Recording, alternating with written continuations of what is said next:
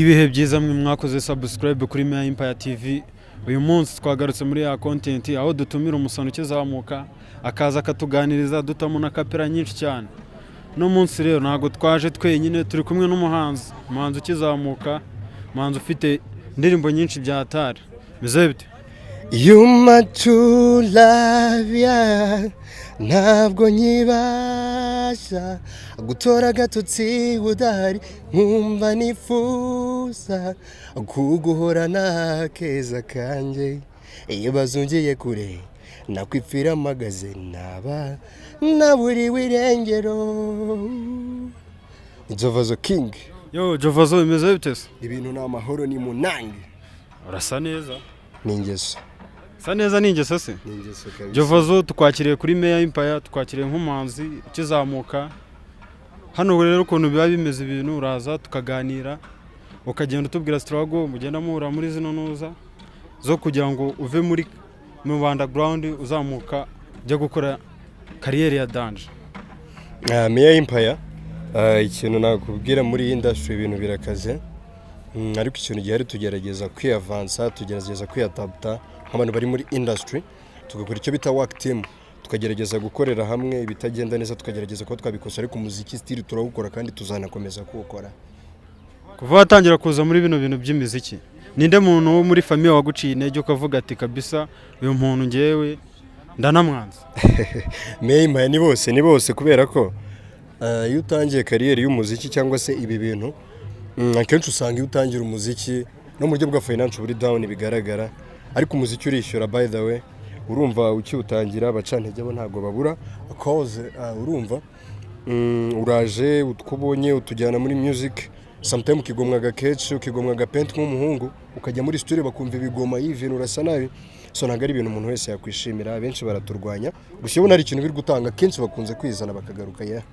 Nase ibintu abasani bakunje gucindwa ko abasani bose baba bakoresha ibiyobyabwenge, cyane cyane ikintu cyitwa urumogi, nibyo? Ukuntu bihari ibintu abantu bibwira ku muziki, kuko ntago ndishura neza umuntu uza akavuga kuri industry ari out industry ariko agashaka kuvuga kuri industry, byange bikunde ntago yatanga amakuru ari perfect. Ariko ikintu nababwira, ngira ngo namwe murabizi neza, ariko muri industry ya muzika ntago kuvuga ko umuntu ari umunyamuziki ntago bishatse kuva yakoresha ibiyobyabwenge cyangwa se cause dufite abantu benshi umuziki wazamuye bashinjijwe ibiyobyabwenge kugeza uyu musara abantu bakomeye. Like nakubwira aba Jeune Tough Gang, ntago nje gutanga amakuru mabi hano, ariko umuziki ntago iyo avuze abanyamuziki ntago avuze abanyabiyobyabwenge. Umuziki ni akazi, my brother.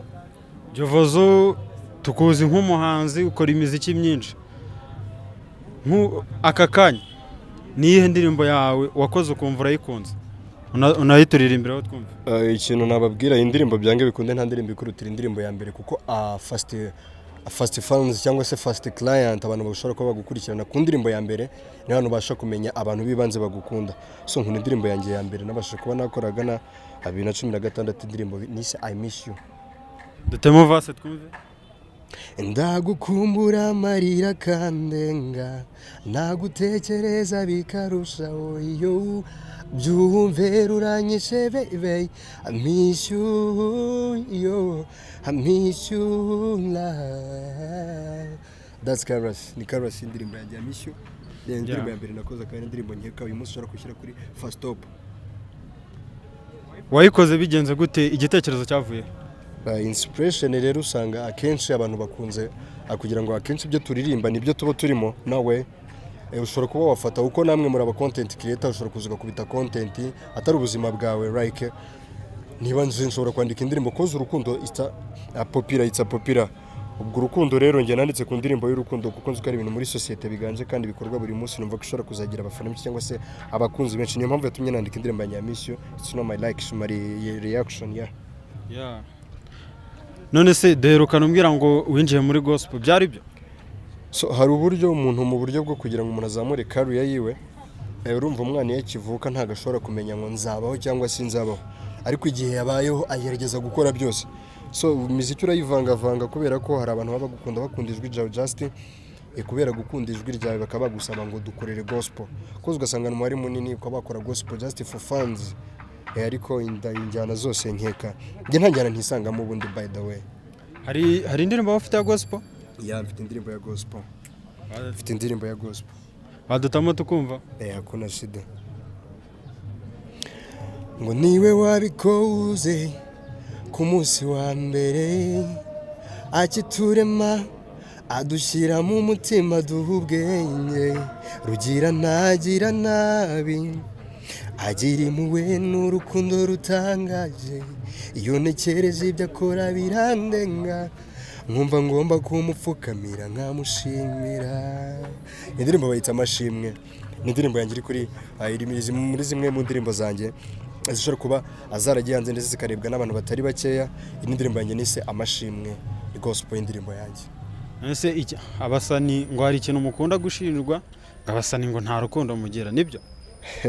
Aho barabeshya, buriya byanga byakunda ntabwo twa dufite amakuru, kuko iyo umuntu nawe adeza gica ubwenge cyangwa se akimenya ubwenge, Bibiliya yakunze kugitwigisha nkatwe twakuriye mu nsengero, ukumva barakubwiye ngo Imana yaturemye kuko idukunda kandi iranadukunda. So nta kuntu mu bantu tutagira urukundo, abantu twigira ku mateka, urukundo rurahari fam. Ufite umugirlfriend se? Urumva biragoye kuri uyu munsi nta mufasha cyangwa se tubana ugaragara, biragoye kubwira mfite gusa relationship abantu barahari benshi, ariko witwa wandi uri unique we uwo ntawe, uwo n'aba best ntawe. Ufite abo muri relationship gusa? Yeah, mfite aba best. Aba best se k'abantu benshi badakunda kubemera bite? Buri urumva mu buryo yavuze besto, abesto ni umuntu ubikuzuriza kenshi. Best arabikuzuriza kabisa, wakenera icyo gitanu bitameze neza ushobora kubwira best njugunyamo gitanu, ejo yabure igice ukabwira ati mpereza atari kubwishyu. Just best ubwo urumva n'ibindi pembeni hari ukuntu biba byagenze, ariko Imana igira neza. Ndashona nk'umusani. Noneho hano mba mfite aga challenge. Hari umufana uba waranyandikiye akambwira ati we nuhura n'uriya musani uzamubwire adukoreye nk'akaririmbo cyangwa se adutemo nka vase y'indirimbo njye nyiture nka shere wanjye. Ibyo bintu wabimukorera uwo mufana? Ikibazo ntabwo ncyumvise neza, nayo Empire baransuramo ikibazo neza. Hari ukuntu umufana yandika akavuga ati nutuzanira uyu musani n'uyu, erega n'abafana baba bagutumije, nutuzanira uyu musani n'uyu njye yazantemo vase ari kuririmbira nka shere wanjye. Ibyo bintu wabikora? Nabikora. Mutora ku karimbo shere. Mu majwi menshi naririmbye, mu majwi menshi nigeze kumva, sinigeze numvira isani ry'umutima wawe, ndahatirizwa n'umutima kubwira yuko ruw'igikundiro, inasakishije uburyo nakureka, nyura hirya nyura hino, icyaza mukamenya ibanga, nyemera nkwere ko ndi we. Man, ubwo umufana nizere ko yaryohewe aka karembo ari bugaturesherewe. Noneho Jovazo, muri no minsi se dufite iki? Ibintu ni byinshi, bikorwa byo ni byinshi. Meya Empire ikintu nakubwira, ndahuze muri iyi minsi. Muri iyi minsi ndahuze, ndateganya kubera Imana cyangwa se napanze andumva mu mpera z'ukwezi kwa gatatu, mu ntangiriro z'ukwezi kwa kane ndashaka kubereza album iri indirimbo 6 higanjemo gospel 2 na secular ziri mu njyana ya R&B cyangwa se zivanze na pop. Indirimbo ubwo 6 ndagira ngo bantegereza rwose. I'm ready to make fire. Mu kwa gatatu? Mu kwa gatatu. Itariki?